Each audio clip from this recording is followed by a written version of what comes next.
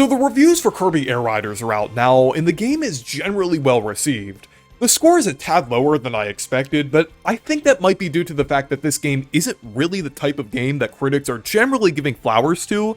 They tend to be a lot harsher towards multiplayer-oriented games, especially ones with unique gimmicks.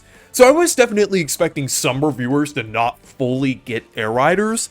However, I was not expecting to see a review as tone-deaf and as in bad faith as the one from Metro Game Central. This is the reviewer who gave the game a 40. If this was some rando on Reddit or Twitter, then I would not care about this take in the slightest. But this was a professional review published by a professional news outlet, so I'm gonna treat it as such. Also, please do not harass or attack this person. That is never tolerated under any circumstances. And I am not intending on this being like that one 50-minute long video attacking the IGN reviewer for giving Brothership a bad review. I have nothing against this reviewer here. I just think the review itself is bad. But they start off this review by polling a people online, which I am definitely guilty of, but it is kind of crazy to see that in a professional review.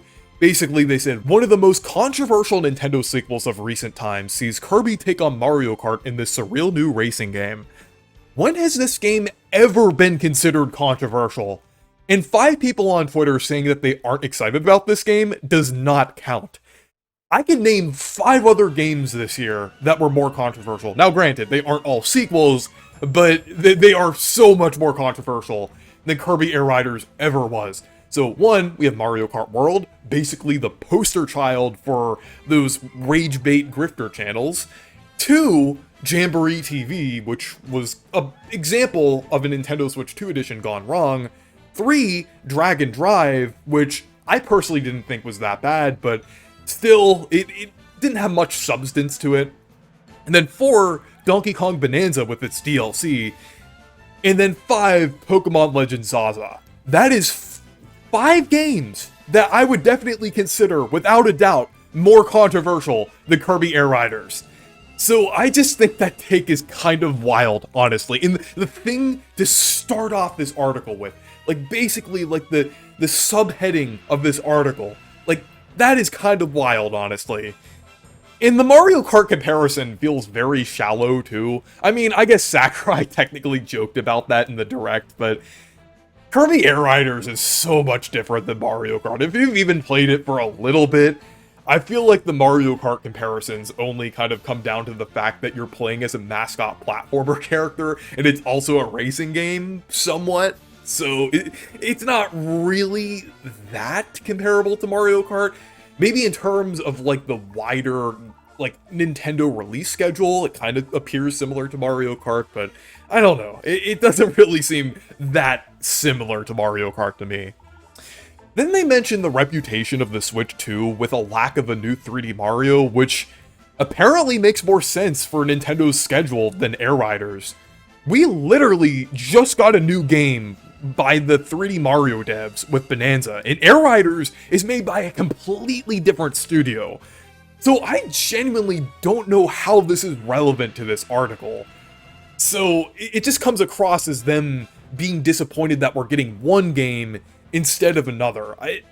I really don't think that is worth putting in this review. Maybe as like a separate like opinion piece. I mean, that opinion is kind of crazy in my opinion, but something like this does not belong in a professional review. But then they go on to take shots at the original game. And while I do think it's fair that someone didn't like the original game and mention such in their review, I think boasting the fact that it was nearly on their worst reviewed Nintendo games list is incredibly unnecessary. And factoring that into their review of Air Riders isn't really fair, honestly. Because, like, these are still 2 games at the end of the day. Oh, and if you're wondering if they explain why they don't like the original Kirby Air Ride, they don't. They just claim that it's fundamentally flawed without any explanation at all. They also claim that Air Riders is just a glorified remake, which isn't even remotely true if you played any of the original game and any of Air Riders. Sure, Air Riders retains most of the features and elements of the original, but it adds so much on top of that. Like the multiple playable characters, special moves, story mode, the speed of the game feeling significantly faster, and the loads of content. That is literally what a sequel is supposed to be. This is like saying Pikmin 4 is just a remake of Pikmin 2, because the main objective is to find treasures, and there's also caves to find. It's just an absolutely ridiculous claim to make. They also discuss City Trial, where they talk about how it isn't fun to them, which I guess is fair enough, but their explanation is kind of shallow. They say it's because it's easy to win without attacking other players, but attacking other players was never really the point. I've always seen City Trial as a very open-ended mode where you can get upgrades in whatever way you prefer. I don't know, it just seems like this person really doesn't get the point of City Trial fully, and it doesn't seem like they're beating the joyless allegations either. They also say that your stats don't matter, which is incredibly disingenuous, because there are multiple ways of how stadium selections work in Air Riders. You don't have to be in a room where people vote for the stadiums. You can be in one if you choose to, but you could also be in a room where you choose the stadium event. Or you could be in one where it chooses the stadium randomly, where you have to search for hints, which is yet another appeal of City Trial. And after playing the demo, I felt that my stats absolutely mattered in some games. I do think it's fair for some people to say that stadiums are not worth the build-up, which is a common criticism I see, even though I disagree. But saying that your stats won't matter because you're going to be thrown into a random stadium anyway is just kind of disingenuous.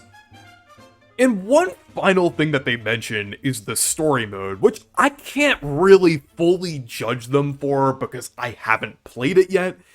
But they do mention that the plot is such other nonsense we began to wonder if we were hallucinating it. Why is that a bad thing? I'm gonna be honest, that just comes across as joyless to me. You're not beating the allegations.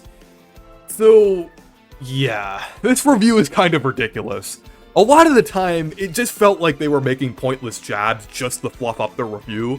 They could have easily just said that the game wasn't for them, which is entirely fair. Honestly, I feel like this almost comes across as, quite literally, professional rage bait. Not just professional rage bait, but professional rage bait.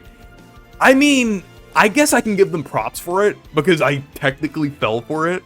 And it makes a lot of sense too, as the 40 that they gave this game sticks out like a sore thumb on Metacritic, which just invites clicks whenever someone is scrolling through Metacritic. And this review honestly didn't provide much substance either. It kind of reveals the problem with a lot of gaming journalist sites, where they desperately and forcefully try to stand out and say something different just to attract clicks. It's just pretty unfortunate, and it is a little unfortunate that Kirby Air Riders got caught in the crossfire of it, but personally, I don't really care about it that much because I'm probably gonna enjoy this game anyway. I just think it was a little funny looking at a review that was this baffling. But anyways, let me know what you think down in the comments, and anyways, thank you guys for watching this video. Make sure to leave a like and subscribe for more, and make sure to check out my Discord server and Blue Sky if you want to. Stay perky!